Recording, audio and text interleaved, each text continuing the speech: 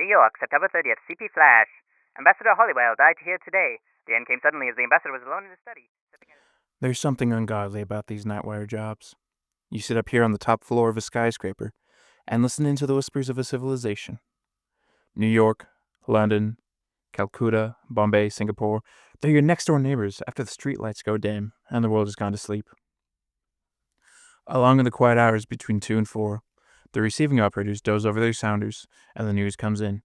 Fires and disasters and suicides, murders, crowds, catastrophes. Sometimes an earthquake with a casualty list as long as your arm. The nightwire man takes it down almost in his sleep, picking it off on his typewriter with one finger. Once in a long time, you prick up your ears and listen. You've heard of someone you knew in Singapore, Halifax, or Paris long ago. Maybe they've been promoted, but more probably they've been murdered or drowned. Perhaps they just decided to quit and took some bizarre way out. Made it interesting enough to get it in the news. But that doesn't happen often. Most of the time you sit and doze and tap, tap, tap on your typewriter and wish you were home in bed. Sometimes, though, queer things happen. One did the other night and I haven't gotten over it yet. I wish I could. You see, I handle the night manager's desk in a western seaport town. What the name is, it doesn't matter. There is, or rather was, only one night operator on my staff, a fellow named John Morgan. About 40 years of age, I could say, and a sober, hard-working sort. He was one of the best operators I ever knew, what is known as a double man. That means he could handle 2 instruments at once and type the stories on different typewriters at the same time. He was one of the 3 men I ever knew who could do it consistently, hour after hour, and never make a mistake. Generally, we used only one wire at night, but sometimes, when it was late and the news was coming fast, the Chicago and Denver stations would open a second wire, and then Morgan would do his stuff. He was a wizard, a mechanical automatic wizard with functioned marvelously, but was without imagination. On the night of the 16th, he complained of feeling tired. It was the first and last time I had ever heard him say a word about himself, and I had known him for 3 years. It was at just 3 o'clock, and we were running only one wire. I was nodding over reports at my desk and not paying much attention when he spoke. "Jim," he said, "does it feel close in here to you?" "Why, no, John," I answered, "but I'll open a window if you like." "Never mind," he said. "I reckon I'm just a little tired." That was all that was said, and I went on working. Every 10 minutes or so, I'd walk over and take a pile of copy that stacked up neatly beside his typewriter, as the messages were printed out in triplicate. It must have been 20 minutes after he spoke that I noticed he had opened up the other wire and was using both typewriters. I thought it was a little unusual, as there was nothing very hot coming in. On my next trip, I picked up the copies from both machines and took it back to my desk to sort out the duplicates. The first wire was running out the usual sort of stuff, and I just looked over it hurriedly. Then I turned to the second pile of copy. I remembered it particularly, because the story was from a town I had never heard of. Xepico. Here's the dispatch. I saved a duplicate of it from our files. Xepico, September 16th, CP Bulletin. The heaviest mist in the history of the city settled over the town at 4 o'clock yesterday afternoon. All traffic has stopped and the mist hangs like a pall over everything. Lights of the ordinary intensity fail to pierce the fog, which is constantly growing heavier. Scientists here are unable to agree as to the cause, and the local weather bureau states that the like has never occurred before in the history of the city. At 7 p.m. last night, municipal authorities. More. That was all there was. Nothing out of the ordinary at a bureau headquarters, but as I say, I noticed the story because of the name of the town. It must have been 15 minutes later that I went over for another batch of copy. Morgan was slumped down in his chair and had switched his green electric light shade so that the gleam missed his eyes and hit only the top of the 2 typewriters. Only the usual stuff was in the right-hand pile, but the left-hand batch carried another story from Xepico. All press dispatches come in takes, meaning that parts of many different stories are strung along together, perhaps with but a few paragraphs of each coming through at a time. The second story was marked, "Add fog." Here's the copy. At 7 p.m., the fog has increased notably. All lights were now invisible, and the town was shrouded in pitch darkness. As a peculiarity of the phenomena, the fog is accompanied by a sickly odor comparable to nothing yet experienced here. Below that, in a customary press fashion, was the hour 3:27, and the initials of the operator, JM. There was only one other story in the pile from the second wire. Here it is. Second ad, Xepico fog. Accounts as to the origin of the mist differ greatly. Among the most unusual is that of the sexton of the local church, who groped his way to headquarters in a hysterical condition, and declared that the fog originated in the village churchyard. It was first visible in the shape of a soft gray blanket clinging to the earth above the graves, he stated. Then it began to rise, higher and higher. A subterranean breeze seemed to blow it in billows, which split it up and then joined together again. Fog phantoms, writhing in anguish, twisted the mist into queer forms and figures. And then, in the very thick midst of the mass, something moved. I turned and ran from the accursed spot. Behind me I heard screams coming from the houses bordering on the graveyard. Although the sexton's story is generally discredited, a body is left to investigate.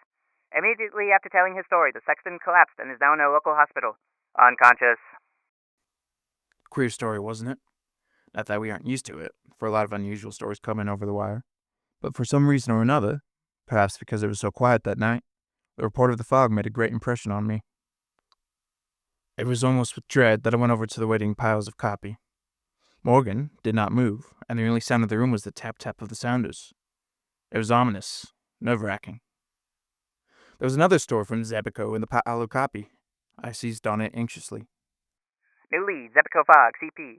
The rescue party was run out at 11 p.m. to investigate a weird story of the origin of a fog, which, since late yesterday, has shrouded the city in darkness, has failed to return. Another and larger party has been dispatched. Meanwhile, the fog has, if possible, grown heavier. It seeps through the cracks in the doors and fills the atmosphere with a terrifying, depressing odor of decay. It is oppressive, terrifying, bearing with it a subtle impression of things long dead.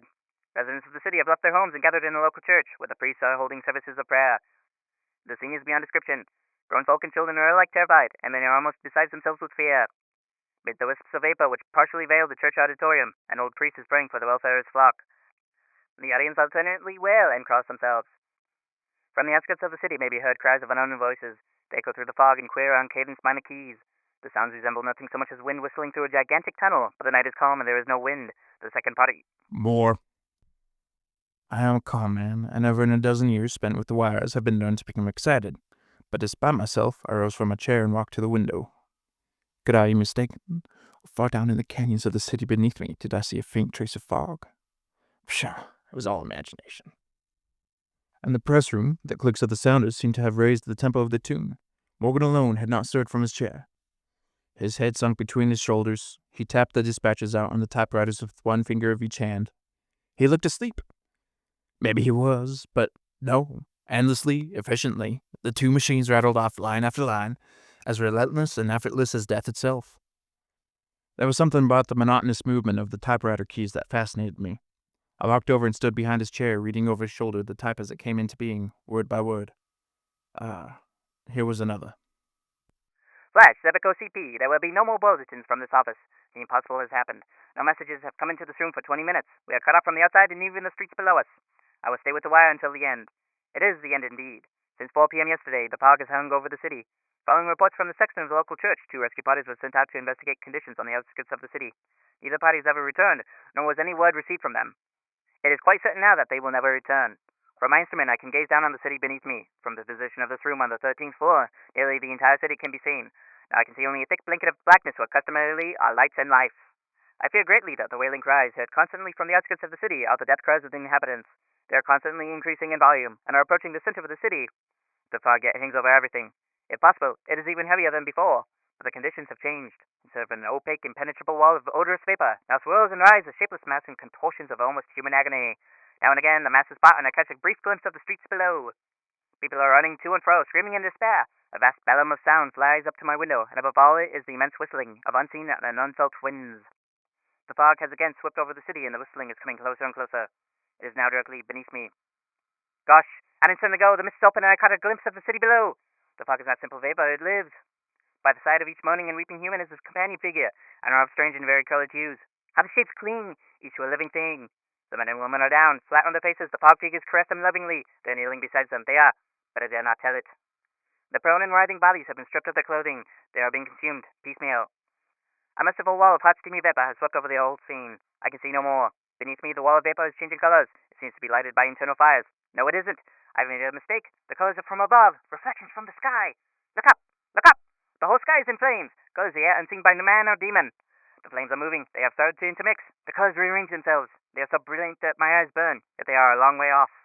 Now they have begun to swirl, circle in and out, twisting in intricate designs and patterns. The lights are racing each other with each.